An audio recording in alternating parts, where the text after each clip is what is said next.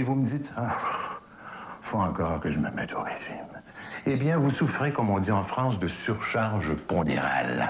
Faudra-t-il souffrir infiniment pour vous en libérer? J'ai lu pour vous une foule de livres de Montignac au juste milieu dans votre assiette. Quelqu'un viendra-t-il peut-être à votre rescousse? Ça sonne. Ah, ciel, Montignac.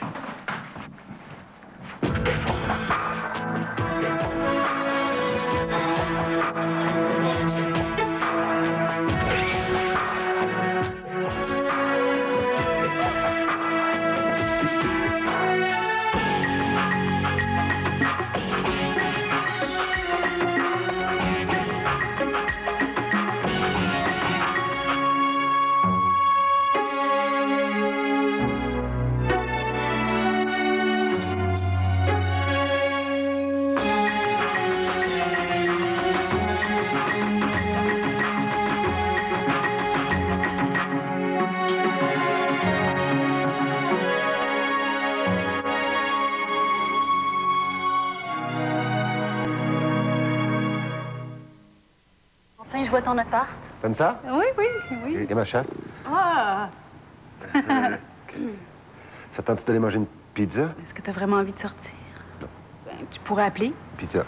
Oui, comment? Oh, OK. La pizza croûte maison de McCain va au four. La croûte lèvre, croustillante, tendre et riche en garniture. Super bonne. Ouais? Ton livreur, c'est un pilote de Formule 1, super efficace. Aimes-tu mes poissons? La pizza croûte maison de McCain, digne d'une pizzeria. Bon, si on mettait de l'ordre là-dedans... Facile. Je mange de la crème glacée, puis vient la douleur. Alors, je me brosse encore les dents avec Sensodine. Et si tu utilisais Sensodine tous les jours... Hein? Plus de douleur. Sensodine tous les jours aide à prévenir la douleur pour les dents sensibles. D'accord, mais les caries, comment je les préviens? Avec ça? F comme dans fluorure, je suppose? Donc, j'utilise Sensodine F tous les jours pour aider à prévenir la douleur. Et les caries. Chez Malox, nous savons que les aliments qui nous tentent reviennent parfois nous empoisonner la vie avec de douloureuses brûlures d'estomac. Si vous souffrez de brûlures d'estomac, nous avons de quoi les éteindre rapidement. Malox soulage vite et bien. Obtenez jusqu'à 9 heures de maîtrise de l'acidité avec le nouveau Malox H2. Y a rien de mieux que des hot dogs. Bien sûr que oui! Avec les croissants Pillsbury, on enveloppe la saucisse. Et hop, un bon repas chaud. Pillsbury, cuisson maison. Mangez tout rond. Un autre pour moi, un pour papa. C'est où celui-là, Les biscuits Pillsbury aux brisures de chocolat. Facile à faire. Déposer à la cuillère, cuire 10 minutes pour des biscuits chocolatés tout chauds. Pillsbury, le préféré des petits bedons. Premier contact. Première leçon. Première folie. Premier café. Première nouvelle. Première neige. Première loge. Première pression. Première occasion. Premier amour. Première chaîne de Radio-Canada. La radio de tous les plaisirs. Ma mère, je crois que je suis toujours un petit amour. Mais quand elle fait sa soupe au navet, c'est plus fort que moi. Je prends mon araignée, dégoûtant, et quand ma mère a le tout tourné, plouf, dans la soupe. Là, elle crie « Puis elle jette sa soupe. Après, elle dit « Bon, je vais te faire une soupe Lipton de poulet et nouilles. » Exactement qu'est-ce que je voulais. Lipton poulet et nouilles, le choix du petit vite. Elle va même au lave-vaisselle.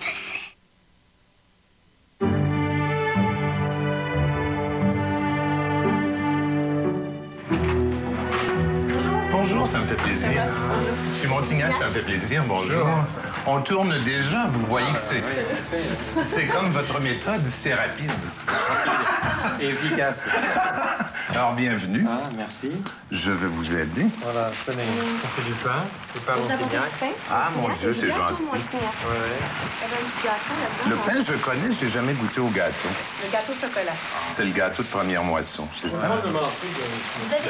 Est-ce que vous avez le livre, le dernier livre? Non, oui. Je les ai tous, bon... Le dernier, vous l'avez lu? Oui. Bon, parfait. Et moi, je vais revenir prendre M. Montignac à 16h30, ça va? C'est parfait. Parfait. Bon plaisir. À tout à l'heure. Bon, tout à l'heure. Bien. Ben écoutez, peut-être qu'on peut s'installer déjà. Vous avez déjà goûté votre pain, votre gâteau, alors je ne vous en offre pas. On pourrait s'installer peut-être derrière, c'est plus confortable. Alors, après vous.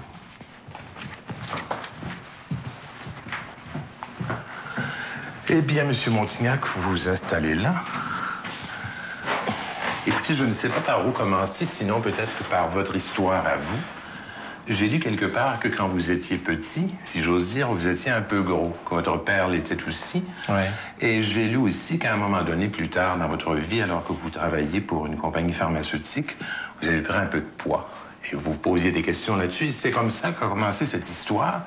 Parce que vous n'êtes pas, comme on dit ici, nutritionniste de formation ni médecin. Non. Vous avez un diplôme en sciences politiques. Voilà. On pourrait croire que c'est dans nutritionniste autodidacte. Mais comment est-ce que ça a commencé? Alors, ça a commencé effectivement, comme vous le rappelez, quand j'avais 8 ans. J'étais très gros et je pense que j'étais obèse à cette époque-là. Et j'étais le seul dans ma classe, une classe de 25 élèves. Les classes n'étaient pas surchargées à l'époque. Et j'étais le seul qui était vraiment beaucoup plus gros que la moyenne. Et naturellement, j'ai fait l'objet pendant toute cette époque-là de certains qualificatifs peu... Vous n'êtes pas mon Montignac, mais mon Grognac? Non, pas encore. On traitait de tous les noms. Et bon, il faut savoir d'abord qu'en France, même aujourd'hui encore, la fréquence de l'obésité est quand même très inférieure à la moyenne des autres pays occidentaux. Et à cette époque-là, en France, eh bien, c'était quand même assez exceptionnel. Alors, donc moi, en tant qu'enfant, j'étais trop gros et j'appartenais aussi à une famille où les hommes, en tout cas, étaient obèses. Bon, j'ai jamais vu mon père faire moins de 120 kilos. Il oscillait entre 120 et 125. Ouais. Il était moins grand que moi. Mais là, vous avez perdu un peu de poids, d'après ce que j'ai compris, puisque cette question s'est reposée beaucoup plus tard. Donc ça a été un traumatisme, et je me suis promis, et je m'en souviens comme si c'était hier, je me suis promis à cette époque-là que je ne serais pas gros comme mon père, parce qu'en fait, je me préoccupais de mon poids, et ma mère me disait, mais t'as pas à te préoccuper de ton poids, de toute façon, tu seras comme ton père, etc. Et ça, c'est quelque chose que je refusais. Ensuite, quand j'ai commencé à grandir, au moment de l'adolescence, bon, disons les kilos en trop sont répartis sur la longueur, ça se voyait moins.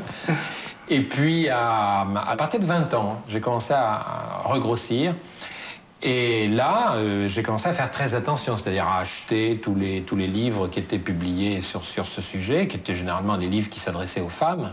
J'achetais aussi clandestinement les magazines qui parlaient déjà à l'époque des problèmes d'amaigrissement. Et qui vous parlaient de calories, bien sûr. Et qui parlaient de calories, parce qu'on ne savait pas parler d'autre chose.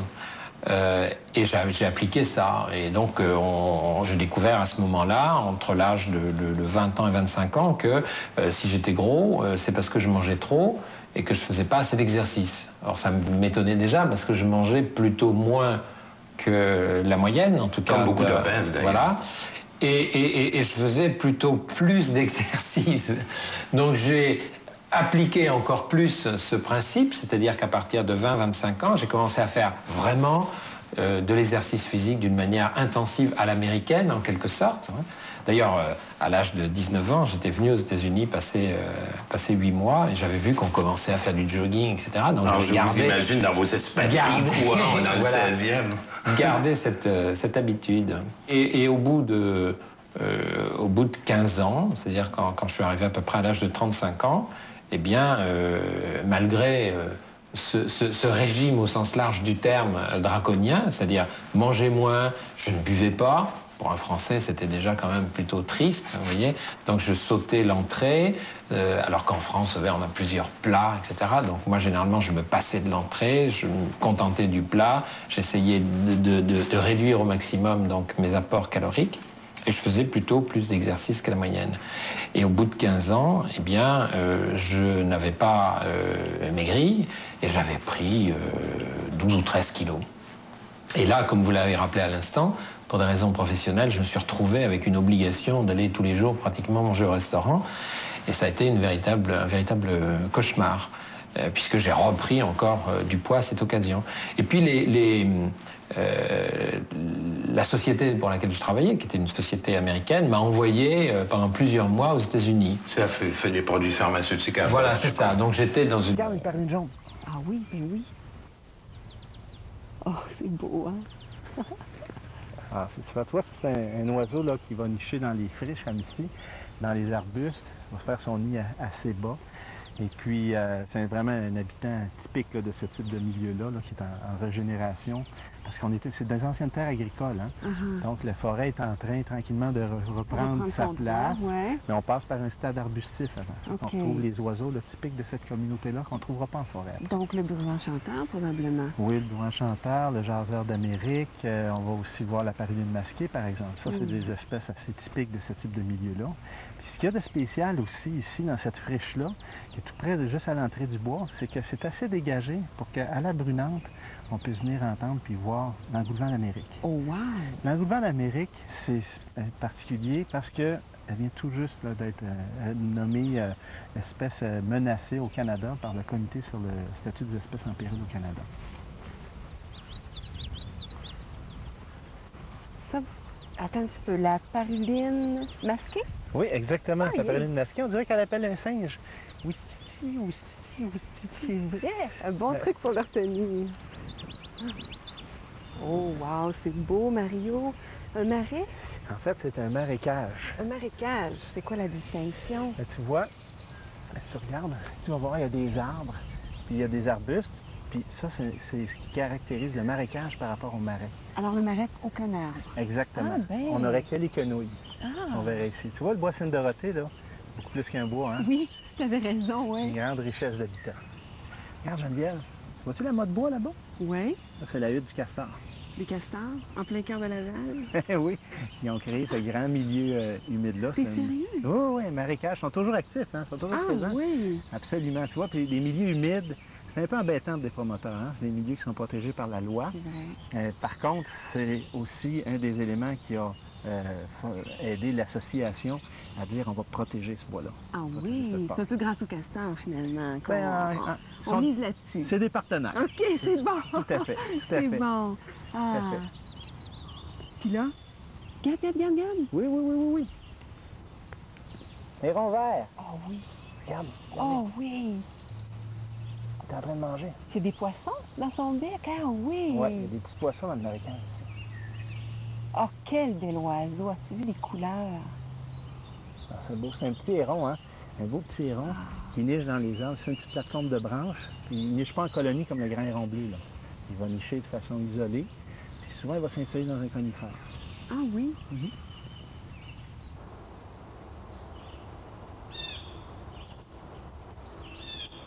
Que c'est beau, Mario, que c'est beau. Là, on a complètement changé d'habitat. Ici, on est dans un milieu extraordinaire, tu vois. On est dans une prucheraie presque pure, désignée écosystème forestier exceptionnel par le gouvernement du Québec. T'es sérieux? Ah oui? Absolument. Parce que c'est rare. C'est très rare. On en retrouve très peu des peuplements purs comme ça dans la région de Montréal. Le boisé Sainte-Dorothée, c'est un endroit pour en voir. Et là, qu'est-ce qu'on entend?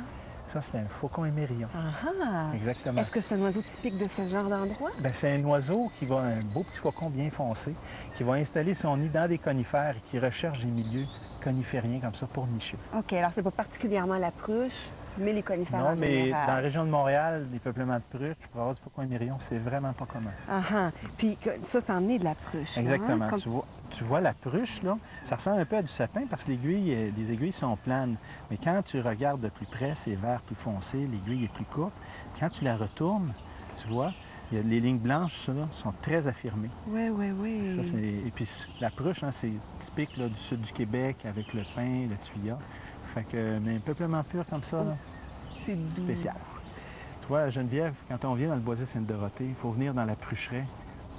Particulièrement, je te dirais, deux espèces qui sont à remarquer. OK, lesquelles? Il y a la paruline à gorge noire, puis il y a le troglodyte mignon. La paruline à gorge noire tient haut dans les arbres, difficile à observer avec les jumelles, mais à l'oreille, par exemple, facile à repérer. Zizi-zizi-zouzi. Zizi-zizi-zouzi. Exactement. Alors ça, on ne peut pas se tromper quand on entend ça. On est sûr, c'est la paruline à gorge noire. OK. Par contre, pour ce qui est du troglodyte mignon, là, il faut commencer à chercher plus près du sol.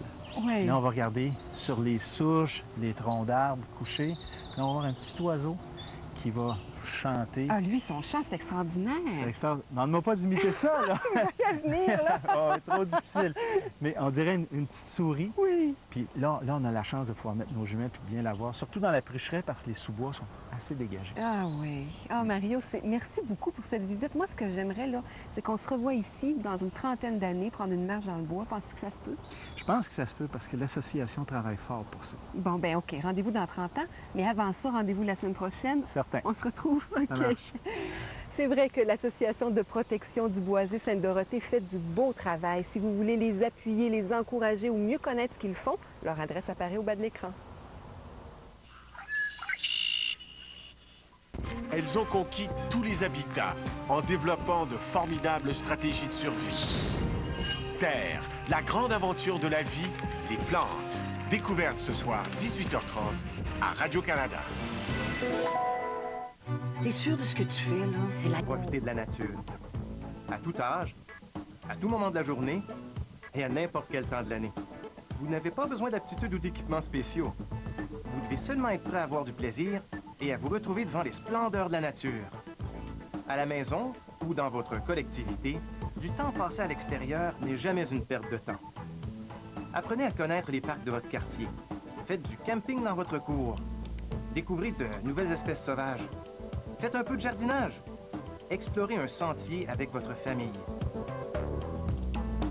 Allez en forêt, peu importe sa taille. Et ce n'est qu'un début. Pour en savoir davantage sur les façons dont vous pouvez mieux connaître la faune et la flore du Canada, visitez le ffdp.ca. N'oublie jamais le jour où l'on s'est connu. Gilles, la semaine dernière, tu as eu la gentillesse de nous donner ta recette de nectar à colibri, vous vous rappelez? Là, est-ce que tu nous donnerais ta recette de pain d'oiseau? Oh, sans problème, pas de cachette avec la 8 oiseaux. Alors, voici. Ce sont ici les ingrédients que j'emploie. Vous avez ici, par exemple, de la farine. Alors, moi, j'en mets l'équivalent de une partie de farine, une partie de gruau. Gruau instantané. N'importe quel gruau, ça n'a pas d'importance.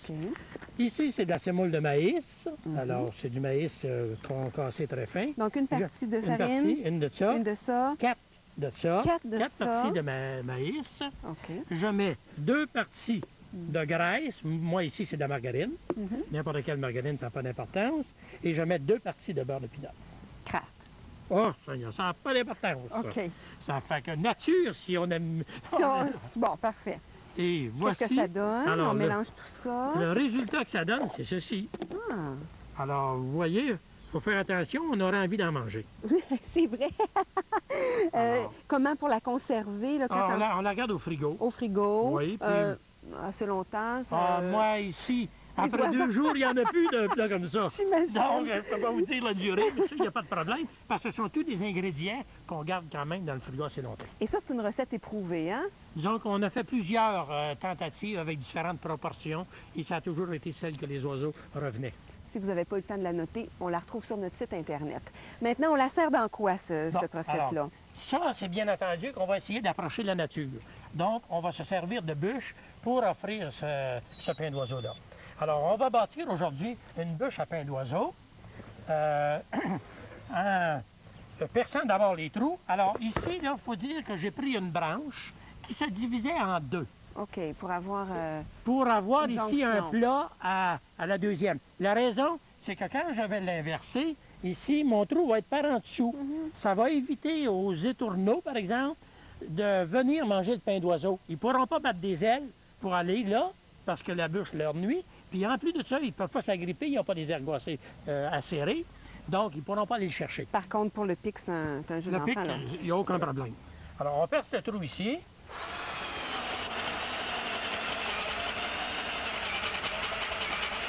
Bon, on dirait qu'un grand pic est passé.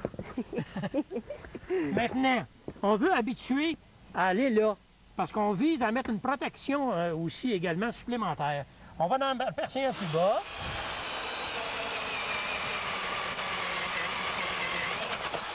Bon. Et on va en percer un plus haut.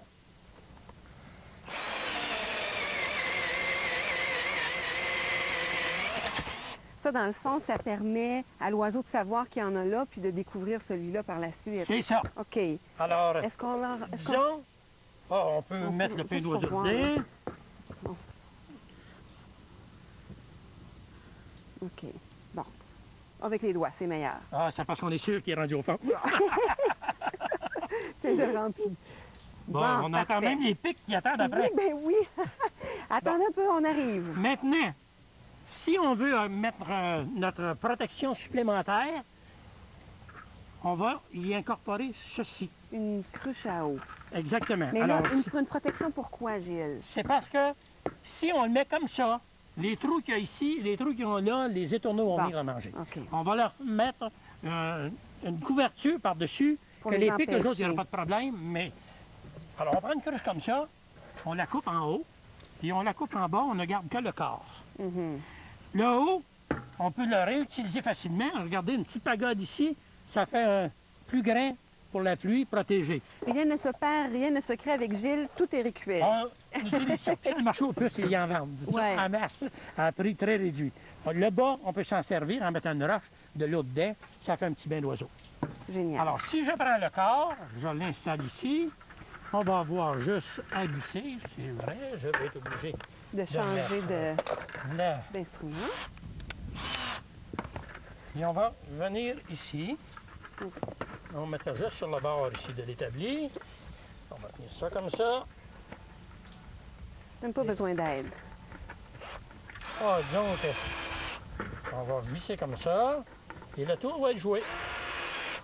Ah, c'est Et voilà. facile à faire, là. Il s'agit de mettre le crochet. Oh. Ça, t'avais fait un petit trou avant? Oui, j'avais fait pré-percer, là, pour que ça soit plus facile. Pour les besoins de la cause, comme on dit. Et maintenant, c'est prêt. Alors, quand on met du pain d'oiseau là-dedans, les étourneaux pourraient éventuellement venir s'accrocher et à ce moment-là, vider le trou. OK. Mais celui-là ici, ils ne peuvent pas. Impossible. Parce qu'il est déjà par-dessus. Mais pour et la- encore moins celui-là. Ouais. Même si lui est horizontal, à ce moment-là, les pics sont habitués à trouver du pain d'oiseau sur la bûche. Je vais monter jusqu'en haut. Mais les étourneaux, souvent, les autres, ils arrivent en rase-motte, comme on dit. Ils essayent de s'accrocher ici, mais ils glissent. Alors, ils ne peuvent pas atteindre ce trou-là. Et après un certain temps, bien, on peut négliger d'en mettre là-dedans si on se fait toujours, comme dit, voler notre pain d'oiseau, puis en mettre juste en haut, percer 2 trous, quelque chose du genre. Il n'y a aucun problème. Là, tu viens Alors accrocher ici, ça. on peut le suspendre. Alors, si je le suspends ici, ça donne ce type de mangeoire-là. C'est simple. On pourrait également, la même chose, à la place de ceci, mettre un grillage. C'est quoi la différence? Alors, le grillage, on peut l'employer l'été. Les étourneaux ne sont pas ici l'été. Habituellement, ils font leur couvée, ils s'en vont dans les champs et ils reviennent à l'automne. Alors, souvent, les pics ont de la préférence pour pas trop fermer. Alors, ils vont venir davantage dans un grillage que dans celui-ci qui est tout fermé. Et ça fonctionne, hein? Ça fonctionne très, très Ils sont bien. très achalandés, là, tes bûches. Ah, énormément. Et c'est aussi simple que ça. Merci beaucoup, Gilles. Je les voyais là, circuler, là. Ils sont très... sont affamés, tes oiseaux. Est-ce qu'on leur donne un peu? Penses-tu que si je faisais ça comme ça, là, ils viendraient? C'est-tu déjà Il y a arrivé? des chances. C'est J'ai des arrivé que chances. j'ai présenté ça comme ça, puis il y avait une mésange. Bon, ben moi, je m'installe comme ça, puis on se donne rendez-vous la semaine prochaine pour d'autres trucs. C'est parfait. Soyez là. Voici maintenant la question du concours Parc Québec. Regardez bien cette image et dites-nous quel est le nom de cet oiseau. Faites parvenir votre réponse en vous rendant sur notre site Internet ou en écrivant à l'adresse suivante. Émission 1888 Oiseaux, concours Parc Québec, casier postal 11728, succursale Centre-Ville, Montréal, Québec, H3C 6P7. Bonne chance!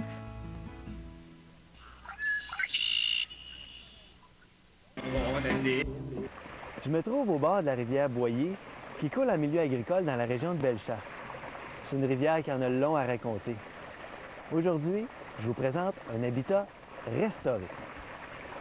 L'histoire commence il y a plus de 40 ans. La rivière Boyer, c'est une rivière poissonneuse, un site d'importance pour la reproduction de l'éperlan arc-en-ciel. Les poissons attiraient des oiseaux comme le grand héron. Vous trouvez ça un peu étrange, un héron en milieu agricole? Mais sachez qu'il fréquente tous les cours d'eau où il peut trouver de quoi manger. Le grand héron s'éloigne parfois jusqu'à 30 km de la héronnière pour s'alimenter. Le hic dans l'histoire de la rivière Boyer, c'est que la zone agricole s'est élargie et l'épandage d'engrais s'est intensifié. Le lessivage des terres par le ruissellement de la pluie a entraîné un surplus d'éléments nutritifs dans le cours d'eau. Puis au fil des ans, la rivière s'est grandement détériorée jusqu'à devenir un cours d'eau sans vie, ou presque. Il y a environ 10 ans, un groupe s'est investi d'une mission, restaurer l'habitat. On savait que les bourrans vespérales fréquentaient la région. C'est une espèce qui recherche entre autres les pâturages, les terres agricoles pour nicher. Les grands espaces ouverts où il peut trouver des graines et quelques insectes, c'est suffisant pour lui. C'est un oiseau qui marche, s'alimente et niche au sol. Par contre, l'absence du bourran chanteur, qui a à peu près le même régime alimentaire, soulevait des questions. C'est que le bourran chanteur a besoin d'arbres et d'arbustes comme perchoirs de champ. Pas d'arbres, pas de perchoirs, pas de perchoirs, pas de bourran chanteur. Je me trouve présentement dans un secteur qu'on est en train d'aménager. Déjà, il y a plus de 5000 arbres et arbustes qui ont été plantés, comme ici sur la ferme de Christine Patoine. Depuis les aménagements, la qualité de l'eau s'est grandement améliorée et les oiseaux sont de retour. Peut-être que cet arbre-là, l'an prochain, va accueillir son premier bruant chanteur. Tout à l'heure, j'ai vu un biorau gris, signe que les poissons sont bel et bien de retour et qu'il y a sûrement des amphibiens et quelques larves aquatiques. Durant le jour, le biorau se perche souvent dans les arbres qui se trouvent en bordure de la rivière. Dans le milieu, j'ai entendu le chardonneret jaune. Puis je ne serais pas surpris qu'il fasse son nid dans le coin parce que les arbres qui ceinturent le cours d'eau forment une lisière très intéressante pour la nidification du chardonneret. Sur les 32 km que parcourt la rivière Boyer, on a identifié 90 lots agricoles et déjà plus de la moitié des producteurs ont signé des ententes de conservation dans le but de préserver et de restaurer les bandes riveraines. Vous comprenez maintenant qu'il n'est jamais trop tard pour bien faire. C'est possible de redonner vie à un habitat. Par contre, sachez que l'investissement de temps et d'argent est considérable. J'aimerais profiter de l'occasion pour féliciter et remercier tous ceux qui participent à la restauration de la rivière Boyer, un projet qui est fait en partenariat avec la Fondation de la faune du Québec. Croyez-moi, ces gens-là savent à quel point c'est plus facile de préserver un habitat en santé que d'en restaurer un malade. Comme quoi, même en environnement, la prévention, c'est la solution.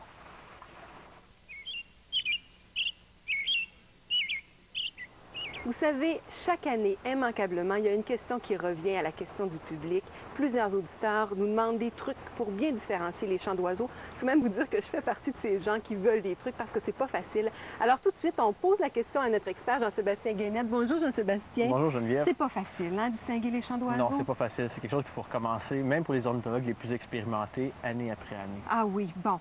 Alors, est-ce qu'il y a des façons de faire pour s'aider un peu, là? Bon, c'est sûr qu'il faut absolument s'acheter un CD de chants d'oiseaux. OK. Puis avec ces chants-là, bon, ce qu'il faut faire, c'est les écouter le plus régulièrement possible. Les ornithologues les plus sérieux, je dirais, commencent déjà à écouter leurs chants d'oiseaux dès le mois de février. Puis bon, ils l'écoutent régulièrement jusqu'à ce que les oiseaux migrateurs nous reviennent. OK, mais ça fait plusieurs chants d'oiseaux à apprendre. Comment on fait? On ne peut pas tous les retenir. Il y en a combien? Ah, il y en a au-dessus de 300, donc c'est une tâche qui est impossible. Bon, il faut... on peut commencer par les oiseaux qui sont dans notre cour, par exemple. OK. Si on commence à écouter nos chants dès l'hiver, bon, on peut commencer par les chants qui sont autour de notre maison à ce moment-là, les pics, les stèles, les mésanges, etc. Puis éventuellement, on prend des espèces qui sont plus... qui nous reviennent du sud. OK. Alors, plus le printemps avance, de nouvelles espèces arrivent. Exactement. Donc, on y va graduellement. OK. Autrement, quand on va en forêt? Bien, c'est la même chose, là aussi.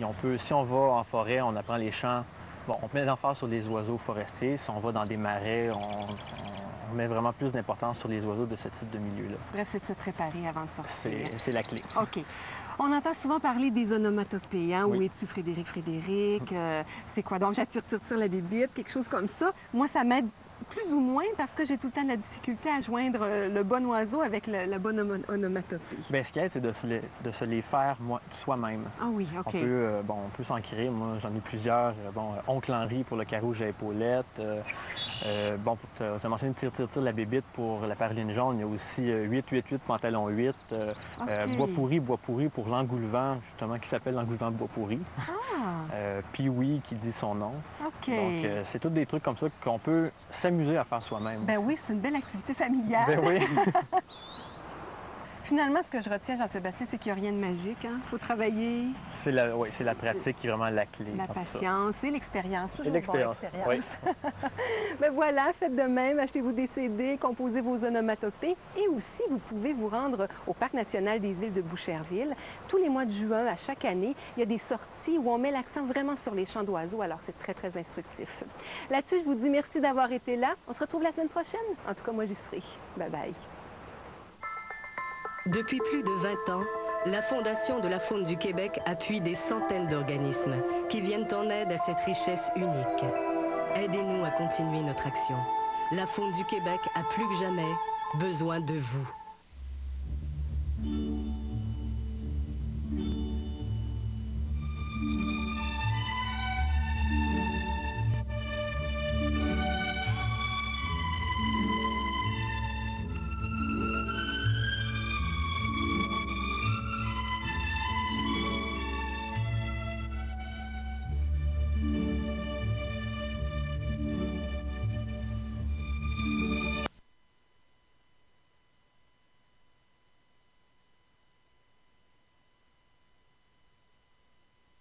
Par exemple, qui proposent les pyramides alimentaires, disent qu'il y a 4 éléments qu'il faut absolument avoir.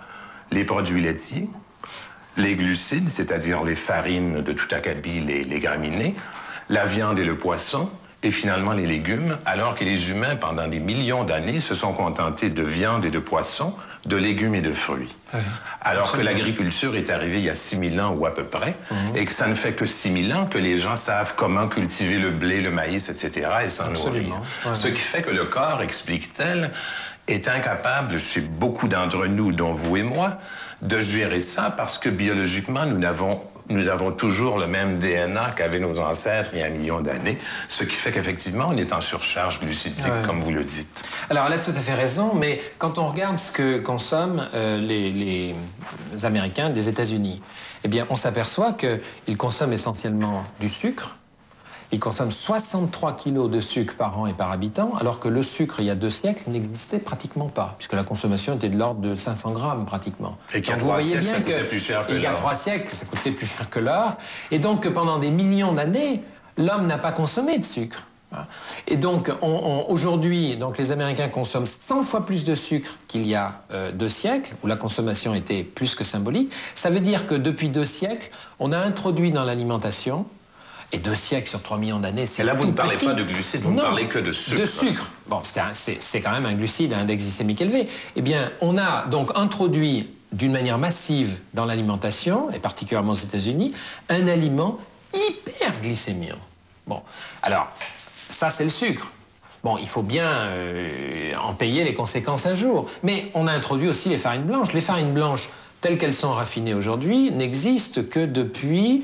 la guerre, pratiquement, puisque on a commencé à raffiner les farines en 1870 quand on a trouvé le procédé du moulin à cylindre, et la généralisation des farines blanches s'est fait au début du siècle, mais la plupart des pains qu'on faisait, par exemple, dans les campagnes, on faisait que des pains bis parce que ça coûtait trop cher de raffiner. Et la farine hyper raffinée qu'on a aujourd'hui et que l'on retrouve dans les petits pains dans tous les fast-foods, hein, ces pains hyper blancs, c'est une farine qui a été inventée par les Américains au moment du débarquement, car on ne savait pas comment garder ces farines dans les soutes des bateaux qui allaient débarquer, puisqu'on ne savait pas quand est-ce qu'ils allaient débarquer. Donc on a hyper raffiné ces produits-là. L'idée étant qu'il fallait enlever la graisse par le gras, parce que sinon donc en fait, on a enlevé tous les éléments, il reste que l'amidon pur. Bon. Et à la sortie de la guerre, comme surtout en Europe, on avait été tellement frustrés par la privation de céréales, eh bien, on a trouvé que ce pain blanc était absolument extraordinaire et on a continué là-dessus. Donc, vous voyez que, en fait, il n'y a que 50 ans qu'on consomme des farines hyper raffinées, comme nous l'ont proposé les Américains. Et c'est encore une fois un aliment qui est extrêmement hyperglycémiant, donc qui par rapport à du pain intégral va entraîner 2 à 3 fois plus de glycémie. Et puis alors le dernier aliment symbole pour moi, c'est la pomme de terre. Alors je sais que quand je parle du sucre ou du pain blanc qui est raffiné, bon, les gens m'écoutent avec attention. Et puis quand je parle de la pomme de terre, il y a un certain agacement. Et ce que je voudrais leur dire, c'est que la pomme de terre, c'est un aliment moderne, récent. C'est-à-dire qu'au milieu du 19e siècle, pratiquement personne ne consommait des pommes de terre, ou presque rien. La pomme de terre a été introduite au moment de la Révolution française dans l'alimentation des Français parce qu'il y avait des famines. Mais elle existait depuis des siècles, et c'était un produit que l'on donnait à consommer aux cochons uniquement. Pourquoi? Parce que c'est un très bon aliment, mais à condition de le consommer cru, la pomme de terre. Or, malheureusement, l'organisme humain, car la pomme de terre crue a un index glycémique très bas, comme la carotte crue. Et un cochon peut manger la pomme de terre. Un cochon a l'avantage d'avoir les enzymes pour dégrader l'amidon résistant de la pomme de terre. Mais nous, humains, nous n'avons pas cette enzyme. Peut-être que nous l'aurons dans quelques siècles, mais en tout cas, au jour d'aujourd'hui, nous ne l'avons pas. Ce qui fait que, comme cette pomme de terre crue est indigeste, pour la consommer, on a été obligé de la cuire. Mais malheureusement, la cuisson de la pomme de terre entraîne une dégradation importante de ses amidons, avec pour conséquence une augmentation des glycémies, à telle enseigne que si on consomme la pomme de terre comme le faisaient nos grands-mères, cuite dans leur peau bouillie, l'importance de la glycémie est supérieure à la moyenne, mais c'est pas dramatique. En revanche, quand on fait des pommes de terre frites ou des pommes de terre au four ou pire encore quand on les achète en poudre, ou des faire la purée. Alors des purées qui ont été inventées là aussi, comme on le disait tout à l'heure, pour le débarquement, les fameux flocons de purée. À ce moment-là, on dénature complètement notre amidon et on a une augmentation des index glycémiques. Donc aujourd'hui, pour un nutritionniste traditionnel, une pomme de terre, c'est une pomme de terre.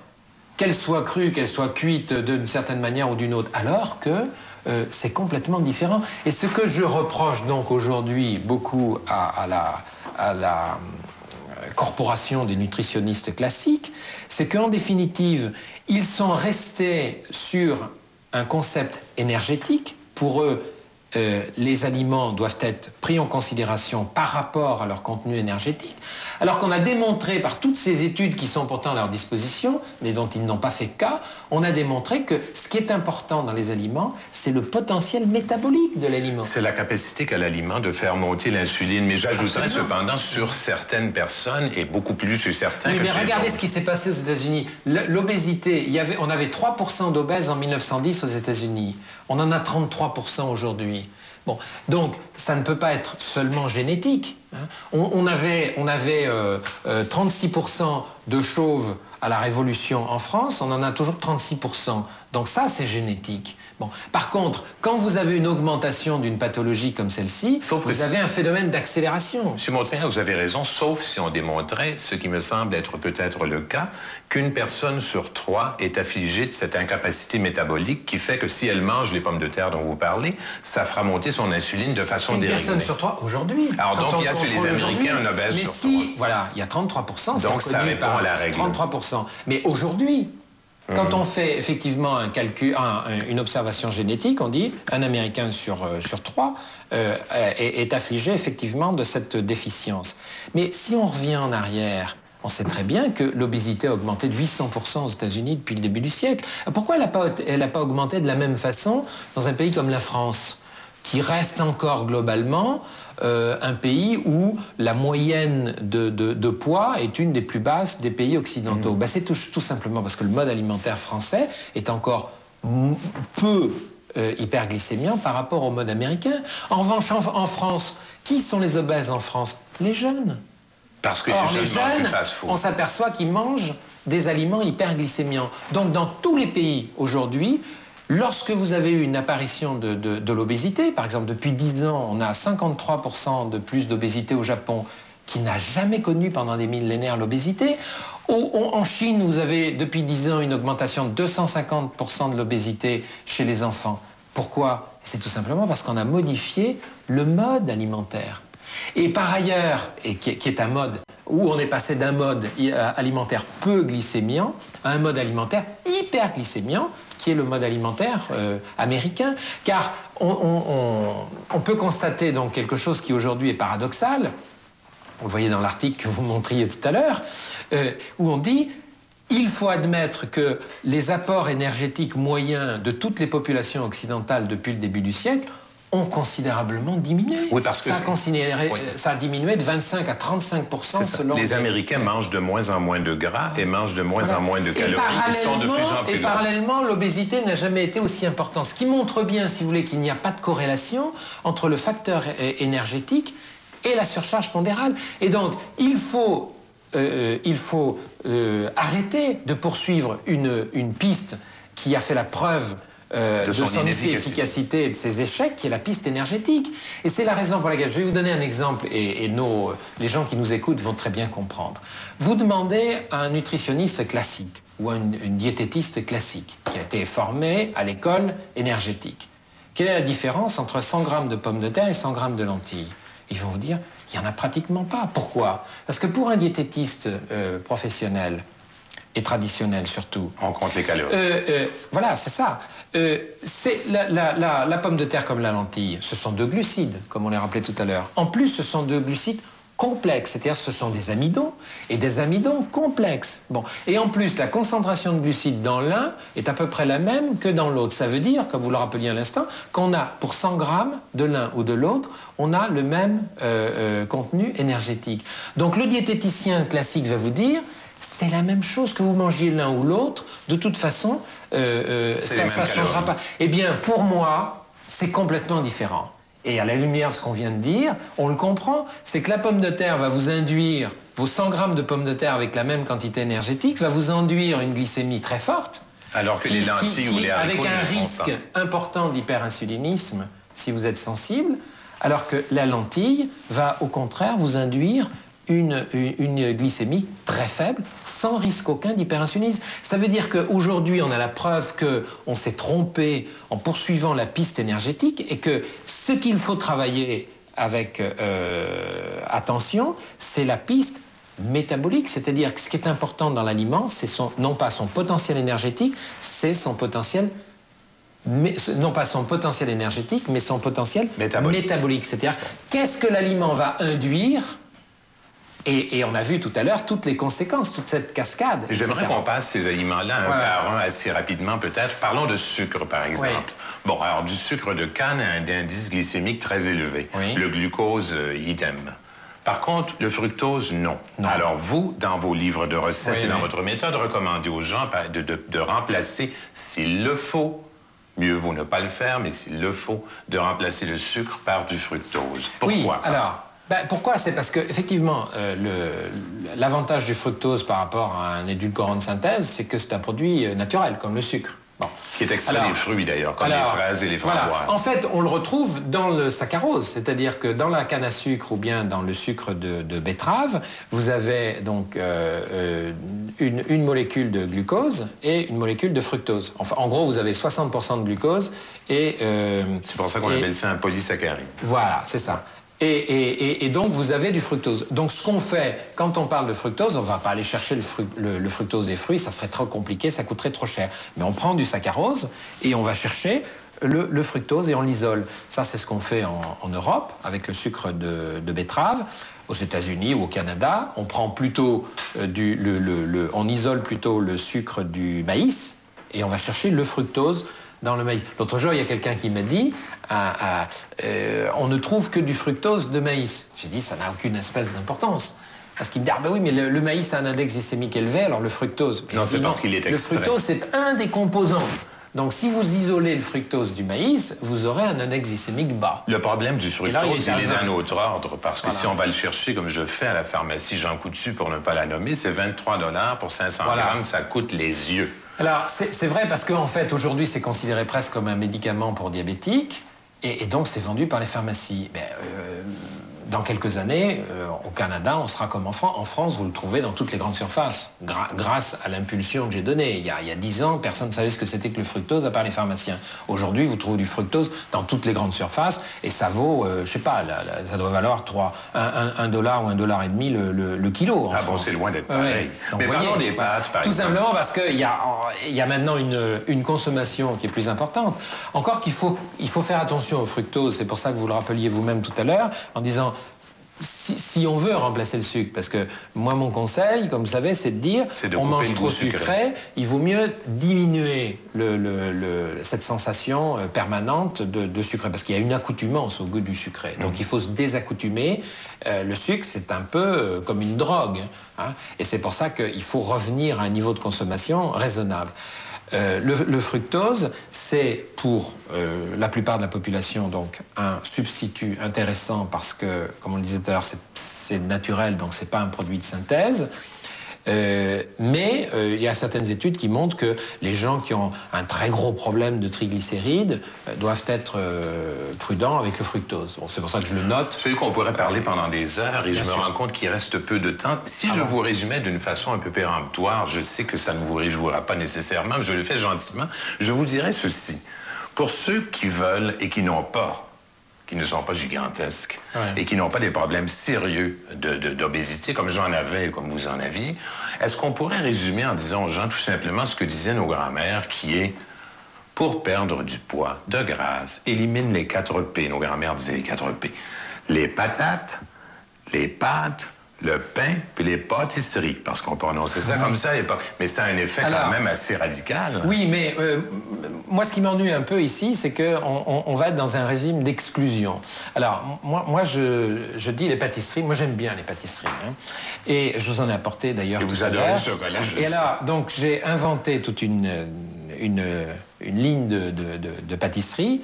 Et un jour, j'étais sur un plateau de télévision avec un des plus grands pâtissiers français. Et alors, on me disait, alors, c'est quoi les pâtisseries Montignac? Et je disais, il n'y a pas de beurre, il n'y a pas de farine et il n'y a pas de sucre. Alors, le grand pâtissier a éclaté de rire en disant, bah, il n'y a rien, parce que là, vous avez supprimé la base de la pâtisserie. Bien, si vous regardez mes livres de recettes, je vous fais des pâtisseries. Je dois être arrivé maintenant à pas loin d'une centaine dans mes 3 ou 4 livres de recettes. Où vous remplacez la pâte, d'ailleurs, par des noix écrasées. Voilà, c'est ça. Donc, on a réinventé avec des professionnels. J'ai embauché des pâtissiers qui avaient été formés à l'école traditionnelle et je leur ai dit, maintenant, vous allez me faire des pâtisseries, mais sans farine, sans sucre et sans beurre. Et on y est arrivé. Alors, on fait des génoises à partir de poudre d'amande et de blanc d'œuf. On a réinventé plein de choses. On fait un gâteau au chocolat que l'on retrouve aujourd'hui un peu partout, chez Première Moisson notamment, qui est un gâteau où il n'y a que du cacao. Il y a essentiellement des œufs et puis quelques ingrédients, etc. Et donc, vous n'avez ni farine, ni beurre, etc. Et c'est un gâteau qu'on peut manger même dans une phase d'amaigrissement. Et tous les gens qui ont mes livres de recettes pourront faire toutes ces recettes de pâtisserie. Donc, vous voyez que dans l'élimination des 4 P, on peut effectivement éliminer la pâtisserie traditionnelle, parce qu'elle est faite avec des ingrédients qui ne nous conviennent pas, mais on peut réinventer aussi autre chose. Et en ce qui concerne les pâtes, eh bien, moi, je me suis aperçu que certains types de pâtes pouvaient être réintégrés, car on s'aperçoit que c'est ce qui m'a intrigué depuis quelques années. Les Italiens qui mangent beaucoup de pâtes sont des gens qui ne sont pas plus gros que les autres. Ils en mangent pratiquement tous les jours. Ceux qui grossissent sont ceux qui mangent beaucoup de McDonald's et qui commencent à se convertir. Et donc, je suis allé en Italie et j'ai analysé donc, les types de pâtes qu'ils ont, et on s'aperçoit qu'ils font des pâtes exclusivement avec certaines farines qui sont des farines de blé dur, donc avec des index glycémiques très très bas, et ensuite que la plupart des pâtes... Mais ça, c'est vrai de toutes les pâtes qu'on peut acheter ici, qui sont importées. Non, il y a beaucoup de pâtes importées. Si vous importez de Hollande, d'Allemagne, etc., vous n'avez pas de législation ici qui vous protège. Il y a beaucoup de pâtes qui sont faites avec des farines non... Sauf si on importe les farines italiennes, qui sont, elles, protégées par la loi italienne. Voilà. Alors, c'est toujours ce que je dis aux gens, acheter en France aussi, on a la même législation en France. Et ensuite, ce qu'il faut remarquer, c'est que les pâtes qui sont pastifiées. Alors, pastifiées, ça veut dire quoi? Ce sont des pâtes qui sont extrudées à très haute température. Et là, la meilleure d'entre elles, c'est la spaghetti. Et en fait, la spaghetti, on a un film protecteur qui est fait du fait de la pastification qui empêche la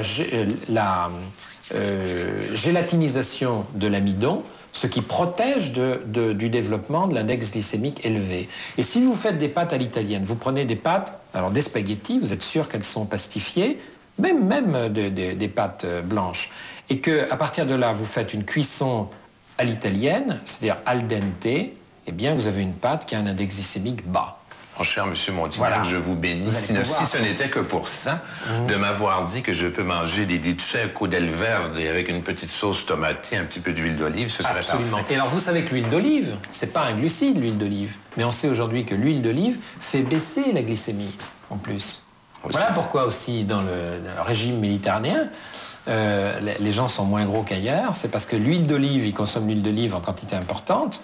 Et on a une diminution de la glycémie. Car là aussi, je crois qu'on ne peut pas terminer sans dire un mot sur les graisses, parce qu'on s'aperçoit aujourd'hui qu'on ne peut plus avoir une attitude aussi manichéenne que l'ont eu les nutritionnistes américains à l'égard des graisses, qui ont dit on supprime toutes les graisses. Les graisses sont indispensables, notamment chez les enfants, parce que le cerveau, c'est que des graisses. Donc pour le développement des enfants, faire attention, ils ont besoin de graisse. Et on s'est aperçu d'ailleurs pendant longtemps que les laits maternisés de première génération, il y a 25 ou 30 ans, n'avaient pas assez de graisse, notamment les fameux acides gras essentiels. Maintenant, ils ont réparé l'erreur. Et on s'aperçoit aujourd'hui qu'on a deux types de graisses, on a des graisses qui sont plutôt bénéfiques au niveau de la prévention cardiovasculaire et d'autres qui risquent d'augmenter ces risques cardiovasculaires. Et pendant longtemps, on a cru que c'était les graisses végétales d'un côté et les graisses animales de l'autre. Eh bien, c'est faux. C'est faux, puisqu'on s'aperçoit que une graisse animale comme la graisse d'oie, qu'on utilise en cuisine, vous connaissez bien, la graisse d'oie, la graisse de canard qui donne des saveurs extraordinaires quand vous faites cuire. Et que vous recommandez dans vos livres, mais qui est soit dit en passant un peu difficile on va le trouver, mais il suffisait de l'initier, on va le trouver. Eh bien, ces graisses de canard ou ces graisses d'oie ont la même structure moléculaire que l'huile d'olive, c'est de l'acide oléique. Et ça fait baisser ce qu'on appelle ici le mauvais cholestérol. En revanche, dans la plupart des approches diététiques traditionnelles, on vous recommandait l'huile de palme. C'est du poison violent. Qui est la plus lourde. C'est la plus lourde et c'est une graisse hyper saturée. C'est pire. L'huile de palme, c'est pire que du saindoux. Donc vous voyez, et aujourd'hui, dans l'industrie agroalimentaire, dans la plupart des biscuits, etc., qu'on vous propose, il y a de l'huile de palme. Et donc, vous avez des mauvaises graisses là-dedans. Donc, on a une réforme complète à faire. Et c'est vrai qu'aujourd'hui, il y a une réticence aussi bien de l'industrie agroalimentaire que surtout de la corporation des nutritionnistes, parce que c'est une remise en cause totale. Eh bien, il faut avoir le courage de le faire. Je crois qu'il y a des gens en médecine qui l'ont refait, les médecins cardiovasculaires, qui vous interdisaient l'huile d'olive il y a 20 ans. Aujourd'hui, ils vous le prescrivent. Ils n'ont pas de scrupules à vous dire on s'est trompé. Et je crois qu'il faut qu'aujourd'hui, une partie des nutritionnistes admettent qu'ils se sont trompés et qu'ils se sont concentrés d'une manière erronée sur le facteur énergétique, alors qu'il faut aujourd'hui se concentrer sur le facteur et le potentiel donc métabolique de l'aliment. Merci, Monsieur Montignac.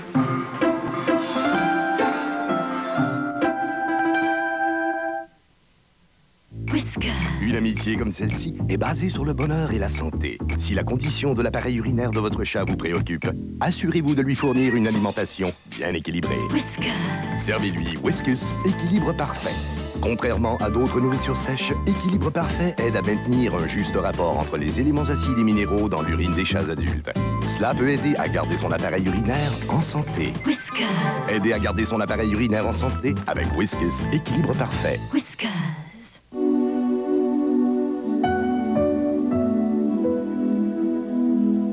Il y a 700 000 enfants qui mouillent leur lit au pays. Bien souvent parce que leur vessie ne s'est pas développée au même rythme que le reste de leur corps.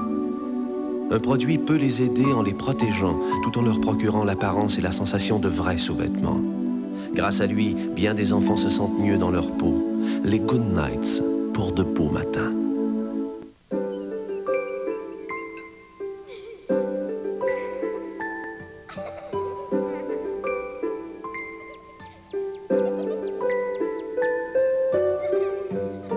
Les effets de la cigarette ne se limitent pas nécessairement à votre santé.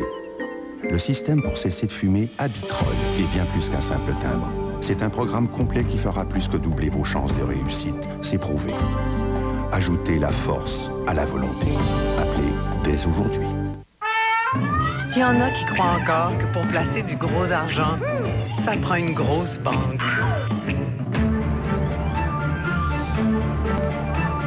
Eh bien, quand on sait que les fonds de placement des jardins performent sur les grands marchés mondiaux avec des rendements qui n'ont rien à envier à aucune institution financière, eh bien, sincèrement, il y a de quoi investir à fond la caisse.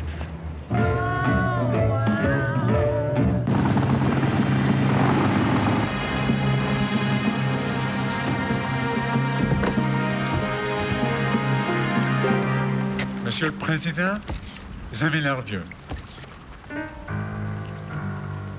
Ô trivin, respirez en paix, rapidement. Xavier, Monsieur le Président, Xavier est vieux. Vous n'êtes pas vieux. Je parlais de moi, évidemment. Ô trivin. Beau bouillon, beaucoup de légumes et de pâtes. Mais si la soupe chez nous de Lipton est aussi bonne que la mienne, il va falloir qu'elle passe mon test d'arôme. Doris! Ça sent bon! T'es proche un peu. Je la sens encore! Je la sens encore? Est-ce que c'est le plus loin que tu peux aller, ça, chef? Là, la sens-tu? Bon, vous voyez, elle est bonne, mais pas aussi bonne que la mienne. Chez nous, de Lipton, la deuxième meilleure soupe que vous ayez jamais faite. Je la sens encore! Ben voilà, il est parti. Ben oui. Ça a passé vite, hein? Oui, oui. Ça aurait pu continuer comme ça pendant des heures et des heures. C'est excessivement complexe que ces questions diététiques. Moi, je suis persuadé, quant à moi, c'est pour ça que je tenais absolument à l'inviter à l'émission, que la base de ses propos est scientifique et qu'elle sera acceptée par tout le monde dans les années qui viennent. Et c'est pour ça que je l'ai fait. Pour s'informer davantage autour de tout ça, il faut lire plein de livres. Il faut surtout pas entrer en religion. Moi, je pourrais te résumer la chose bien simplement. Si j'ai perdu autant de poids, c'est simplement que j'ai obéi à ma grand-mère au fond, qui disait « pas de pâtes, pas de pain, pas de patates et pas de pâtisserie ». Ça marche. À la semaine prochaine.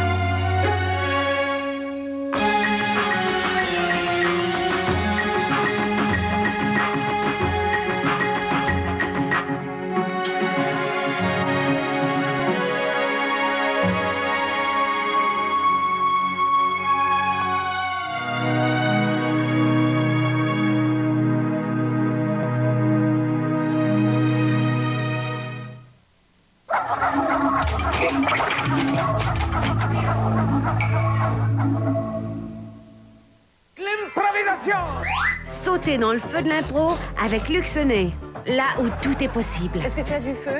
Hein? Est-ce que tu as... Quoi? Non, pas de feu, moi je ne pas. Retrouvez-vous nez à nez avec l'imagination, l'humour, l'énergie créative, le talent. On est séparable. Le chien se transforme en grenouille. La grenouille en poule. Faites partie du jeu. Votre vote. C'est l'heure. C'est Noël. Improvissimo, lundi au jeudi, 18h30. Lundi, au Choix de Sophie, on fête les 70 ans de Tintin avec un tintinologue passionné, l'humoriste Mario Jean, également le comédien Tony Conte et la chanteuse Sarah Bédard, en direct à 19h, en reprise à 22h30. Si l'Inde des Rajas vous fait rêver, attendez de voir ce qu'a à dire Kénizé Mourad là-dessus. Et aussi, il sera question des péripéties libertines de Casanova avec Robert Lévesque, à son titre mercredi, 19h30.